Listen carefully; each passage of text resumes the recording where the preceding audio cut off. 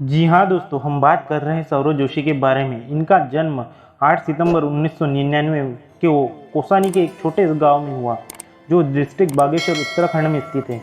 परिवार में सौरव के अलावा उनके पापा मम्मी हेमा जोशी, साहिल और उनके चचेरे भाई पीयूष और दादा दादी के साथ रहते थे। 1997 में उनके पापा काम की तलाश में दिल्ली आ गए थे, क्योंकि उनके परिवार की स्थिति उतनी अच्छी नहीं थी। इसलिए उनके फादर दिन रात मजदूरी करके घर का खर्चा चलाया करते थे। दिल्ली में कुछ साल बिताने के बाद उनके फादर हरियाणा डिस्ट्रिक्ट में स्थित हांसी शहर में चले आए, जहां वह घरों में पीओपी का काम किया करते थे। परिवार का खर्चा चलाने के लिए उनके फादर ने दिन रात काम किया, लेकिन अपने बच्चों के लिए उन्होंने कोई कमी नहीं की। स्टेबल काम के चलते उनके फादर को कई बार घर बदलना पड़ा। करीब 9 घर बदलने के बाद फाइनली उन्होंने अपने किराएदार से मकान खरीद लिया। इसके फलस्वरूप सौरव ने अपनी क्लास 12 तक 5 स्कूल बदल दिए थे। वो पढ़ने में एक एवरेज स्टूडेंट थे, इसलिए इंटरमीडिएट में मार्क्स उतने अच्छे नहीं आए, तो उन्हें अपने फ्यूचर की टेंशन सताने लगी। वो परेशान थे कि अब आगे क्या किया जाए। दोस्तों और रिश्तेदारों की सलाह के बाद उन्होंने आर्किटेक्ट करने की सोची, इसलिए वो इसकी तैयारी करने के लिए दिल्ली चले गए। करीब 1 साल की कोचिंग के बाद उन्होंने काफ़ी सिखाया, वो जैसे विजुअल रिप्रेजेंटेशन, पर्सपेक्टिव ड्राइंग और बहुत कुछ। उन्हें अब ड्राइंग में काफ़ी इंटरेस्ट आने लगा।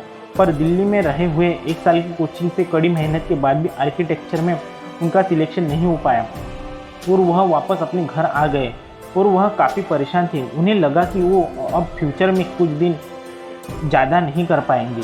यहाँ तक कि वो इतने हताश थे कि अब वह अपने फादर के साथ साइट पर जाकर पीओपी का काम करने लगे।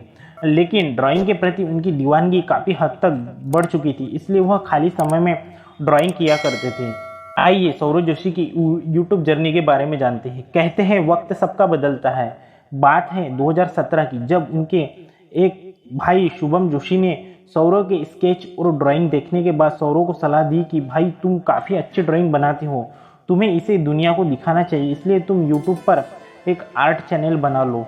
न्यूज़ भाई की बात सुनकर उन्होंने अपना पहला आर्ट से रिलेटेड चैनल क्रिएट किया, जहां 24 जुलाई 2017 को उन्होंने अपनी पहली वीडियो अपलोड की, जिसका टाइटल था कि drawing 2000 note with colour pencil. अब वह धीरे धीरे करके एक से बढ़कर एक अपनी ड्राइंग की वीडियो अपलोड करने लगे और कई बार चैनल का नाम चेंज करने के बाद आखिरकार उन्होंने अपने चैनल का नाम सौरव जोशी आर्ट्स रख लिया।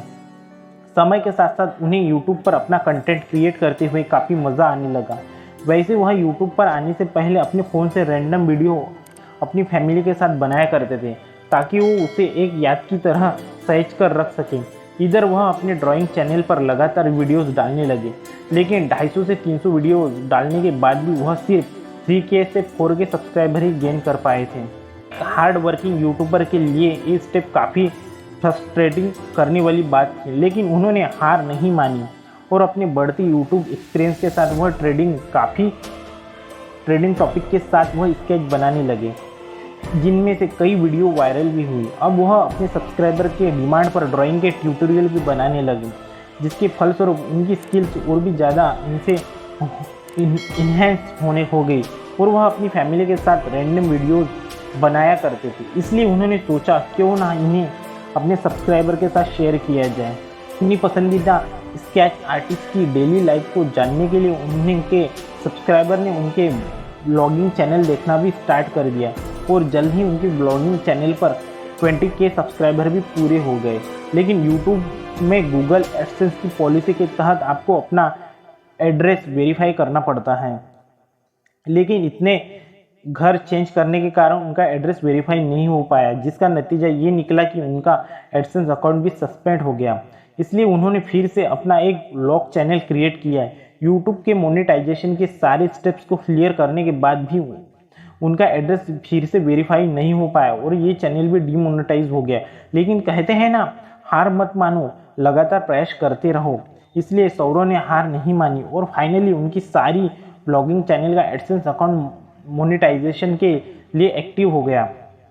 इसमें अपने आर्ट वाले चैनल में बिजी रहने के कारण वो अपने सौरव जोशी व्लॉग्स वाले चैनल में वीडियो अपलोड नहीं कर पाते थे।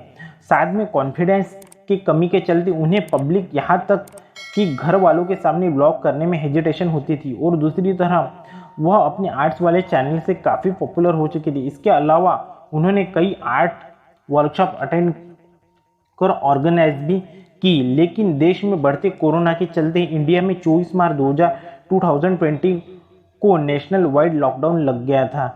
इसलिए अब सौरव को व्लॉगिंग करना मुश्किल हो गया था। इसलिए लॉकडाउन के पहले ही दिन सौरव ने ठान लिया था कि डेली वह घर में व्लॉगिंग करेंगे अपने फैमिली के साथ। यानी उन्होंने टारगेट सेट किया 365 व्लॉग्स 365 दिनों में करने के लिए।